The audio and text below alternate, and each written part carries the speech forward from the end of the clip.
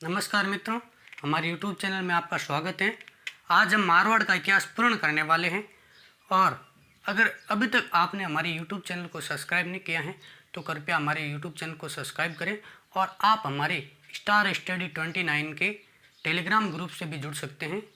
उससे आपको ये फ़ायदा है कि कभी कभी क्या होता है कि YouTube नोटिफिकेशन नहीं भेजता है, इसलिए आप को वहाँ पर मैं रेगुलर जब भी वीडियो डालूँगा तो वहाँ पर टेलीग्राम ग्रुप में आपको नोटिफिकेशन मिल जाएगा। तो चलिए शुरू करते हैं।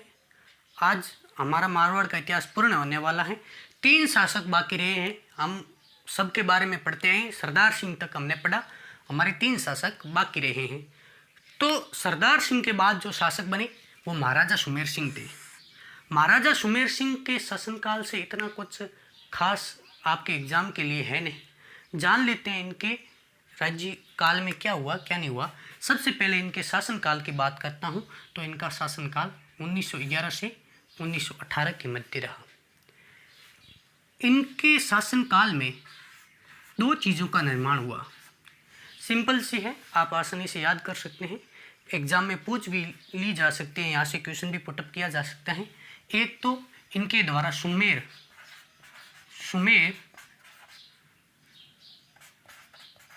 पब्लिक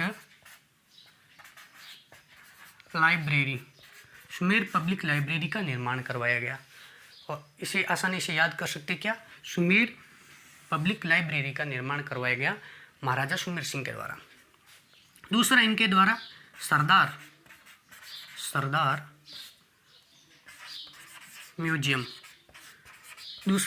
सरदार म्यूजियम का निर्माण करवाया गया और इस म्यूजियम का पहले नाम क्या था, तो इसका पहले नाम इंडस्ट्रियल म्यूजियम था। लेकिन जब भारत सरकार द्वारा इसे मान्यता प्रदान कर दी गई 1916 में, उस समय अंग्रेज़ों का शासन था, फिर भी भारत तो सरकार में अंग्रेज़ों का शासन था, फिर भी सरकार तो भारत की थी ना।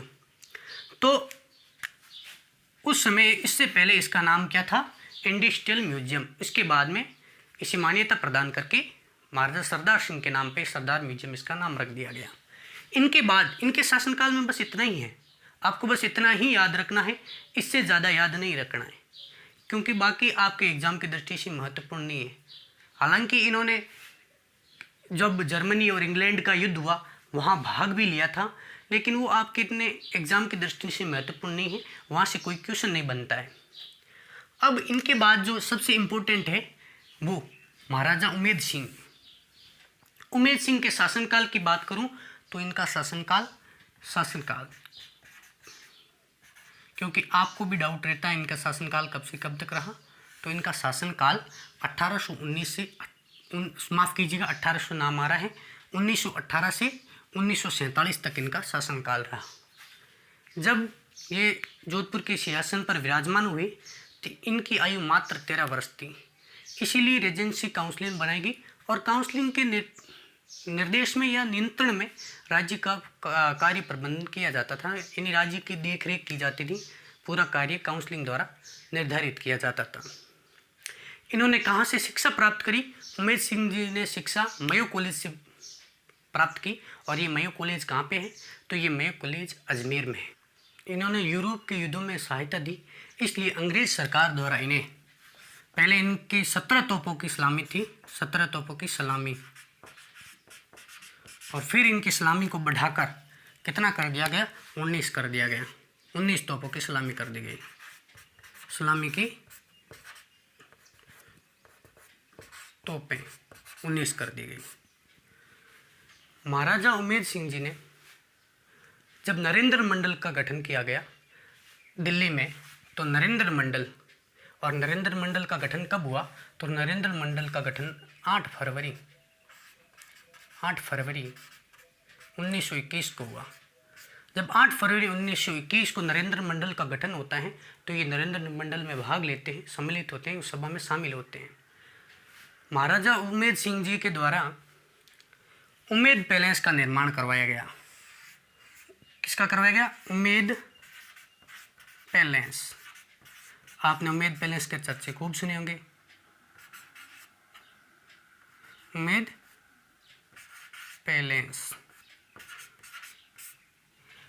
पैलेस का इन्होंने कार्य अकाल राहत के रूप में कराया और इनका ये उम्मेद पैलेस का निर्माण 1928 से 1943 तक चला।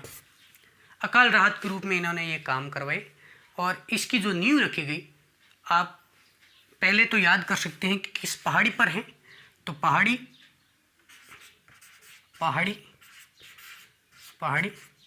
सितर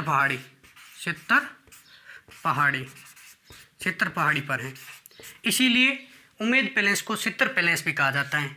तो ये दूसरा नाम क्या हुआ उम्मेद पैलेस का? सितर पैलेस। उम्मेद पैलेस का दूसरा नाम क्या हुआ? सितर पैलेस। आप इसे याद रख लीजिएगा। इसकी नींव कब रखी गई? तो उम्मेद पैलेस की नींव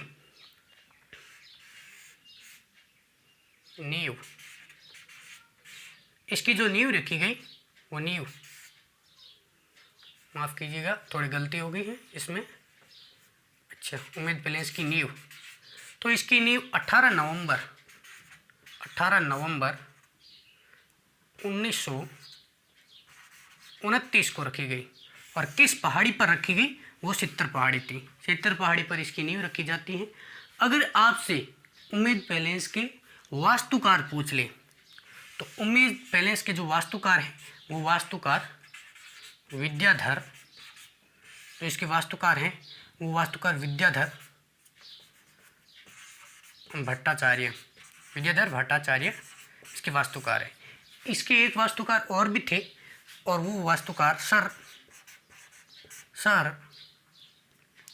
एस जेकब, ये भी इनके वास्तुकार थे उम्मेद पैलेस के। ये जो उम्मेद पैलेस आप देखते हैं, ये उम्मेद पैलेस इंडो डेकन शैली में बना हुआ है। इंडो डेको शैली में बना हुआ है या इंडो डेको स्टाइल में बना हुआ है। ये बातें आप याद रखिए, ये एग्जाम में आती हैं, पूछ भी ली जाती हैं कि उम्मेद पैलेस का निर्माण कब करवाया गया या उम्मेद पैलेस के वास्तुकार कौन है। उम्मेद पैलेस के वास्तुकार मैं आके लिख रहा हूँ, अगर आप लिखना चाहते हैं तो उम्मेद पैलेस के वास्तुकार कौन है, किस शैली में निर्मित है? तो इंडो डेको शैली में ये निर्मित है। इसकी नींव कब रखी गई, किस पहाड़ी पर रखी गई और इसके इंजीनियर कौन है? अगर आपसे इंजीनियर पूछ ले, तो इसके इंजीनियर इसके जो इंजीनियर हैं वो इंजीनियर लैनचेस्टर है। लैनचेस्टर इसके इंजीनियर है। तो उम्मेद पैलेस के बारे में आप पूरा याद रखिएगा। यहाँ से क्वेश्चन बनाए जा सकते हैं, एग्जाम में भी आ सकते हैं। दोबारा मैं आपके लिए रिपीट करता हूँ कि उम्मेद पैलेस के निर्माण कब हुआ, किस पहाड़ी पर हुआ, इसके इंजीनियर कौन थे, इसके वास्तुकार कौन थे। महाराजा उम्मेद सिंह जी ने एक अस्पताल का भी निर्माण करवाया और उस अस्पताल का क्या नाम था? तो विडम अस्पताल। यहाँ से भी क्वेश्चन पूछ लिए जाते हैं। विडम अस्पताल, इनके द्वारा विडम अस्पताल की 9 सितंबर, इसका निर्माण कब कराया गया? तो 9 सितंबर 1932 में 9 सितंबर 1932 में विडम अस्पताल का निर्माण करवाया गया। और इसमें कितने बेड थे? तो 300 बेड का ये अस्पताल था, 300 बेड का। और जब भारत स्वतंत्र हुआ, जब हमारा देश स्वतंत्र होता है, तो सरदार वल्लभ भाई पटेल के द्वारा इसका नाम, यानी इस विडम अस्पताल का नाम बदल कर क्या रख दिया जाता है? नाम बदल दिया जाता है। नाम बदल कर इसका नाम महात्मा गांधी अस्पताल रख दिया जाता है। महात्मा गांधी अस्पताल रख दिया जाता है। जैसा कि आप जोधपुर में देखते हैं, महात्मा गांधी अस्पताल सबसे बड़ा अस्पताल है। वो अस्पताल किसके द्वारा बनाया गया है? तो वो उम्मेद सिंह जी के द्वारा बनाया गया है। उम्मेद सिंह जी ने 2 बार पूर्वी अफ्रीका की यात्रा की थी। सबसे प्रथम इनकी जो पूर्वी अफ्रीका की यात्रा थी, सबसे प्रथम इनकी, तो वो 1933 में थी। 1933 में ये पूर्वी अफ्रीका के केन्या के लिए रवाना हुए और केन्या के लिए रवाना होकर जिस जहाज़ में चढ़े, उस जहाज़ वो ब्रिटिश सरकार का जहाज़ था और उसका नाम भी केन्या ही था। केन्या जहाज़ में गए और केन्या के लिए ही गए। ये दूसरी बार फिर पूरी अफ्रीका की यात्रा करते हैं और दूसरी बार कब ये करते हैं तो 1934 में पूरे अफ्रीका की यात्रा करते हैं। इस बार ये ब्रिटिश सरकार के जहाज़ में नहीं जाते हैं, इस बार एक दूसरे जहाज़ में जाते हैं और उस जहाज़ का नाम था करंजा जहाज़। ये करंजा जहाज़ में जाते हैं। ये हुई इनकी पूरी अफ्रीका की यात्रा। इन्होंने प्रथम विश्व युद्ध के दौरान अंग्रेज सरकार की भी सहायता की थी। जब फिर प्रथम विश्व युद्ध छिड़ा तो प्रथम विश्व युद्ध में यह यहाँ से अपने रिसाले के साथ युद्ध में भाग लेने जाते हैं और इन्हें सुएज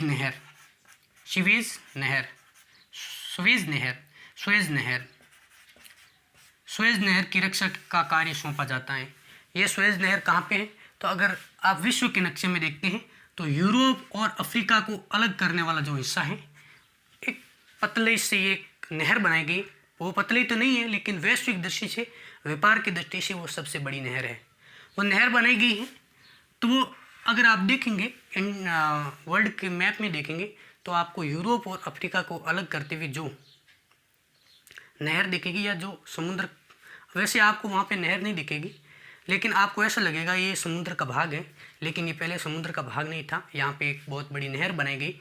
इसलिए बनाई गई क्योंकि जब अमेरिका से कोई जहाज़ आए और उसे हिंद महासागर में आना है तो उसे पूरा अफ्रीका को पार करके आना पड़ता था, और इसीलिए सुएज नहर बनाई गई। और सुएज नहर की वजह से जो अमेरिका से जहाज़ आते हैं वो सुएज नहर से होते हुए इंडिया की तरफ आते थे या चाइना की तरफ चले जाते हैं।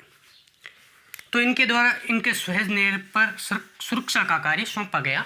उसके बाद में इन्हें फिलिस्तीन में नियुक्त कर दिया जाता है कि महाराजा की ओर से आर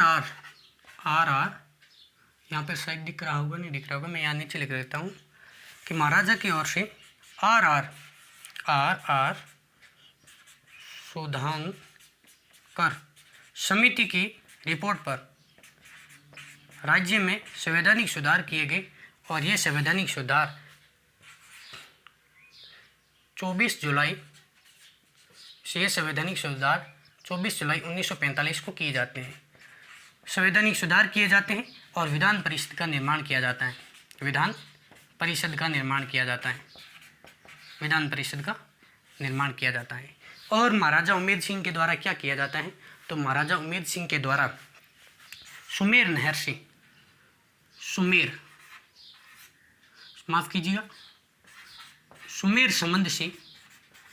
संबंध से एक नहर लाई जाती है। उस नहर को लाकर एक बांध बनाया जाता है और उस बांध का नाम क्या है, तख्त सागर बांध। इनके द्वारा तख्त सागर बांध बनाया जाता है। महाराजा उमेद सिंह की मृत्यु माउंट आबू में होती है। इनकी मृत्यु कहाँ पे होती है तो माउंट आबू में होती है। माउंट आबू में इनकी मृत्यु माउंट आबू में होती है और जून 1947 को इनकी मृत्यु हो जाती है। यानी आज़ादी के कुछ ही महीने पहले इनकी मृत्यु हो जाती है। इनके बाद जो शासक बने, इनके बाद शासक महाराजा हनुमंत सिंह बने। हनुमंत सिंह के शासनकाल में जोधपुर का राजस्थान में विलय हो गया। विलयीकरण हो जाते हैं, जोधपुर का विलय।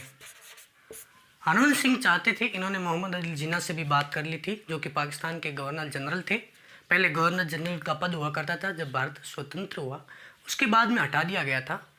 इन्होंने मोहम्मद अली जिन्ना से भी बात कर ली थी और जोधपुर को एक स्वतंत्र इकाई के रूप में प्रस्तुत किया। भाई हम अंग्रेज़ों ने ये छूट दे रखी थी कि कोई भी रियासत वो चाहे तो एक स्वतंत्र देश बन सकती है या किसी भी भारत और पाकिस्तान में से किसी के साथ विलय हो सकती है, लेकिन इन्होंने बीच का रास्ता चुना। इन्होंने कहा कि जोधपुर एक स्वतंत्र इकाई रहेगा, ये एक अलग से देश होगा। लेकिन जब ये बात वीपी मेनन को पता चली तो उन्होंने जोधपुर आकर महाराजा हनुमंत सिंह को समझाया और जोधपुर का भारत में विलय कर दिया। तो ये था मारवाड़ के बारे में। हमारा मारवाड़ का इतिहास पूर्ण हो गया है और इससे आगे का इतिहास हम आगे की क्लास में पढ़ेंगे। तब तक के लिए थैंक यू, शुक्रिया।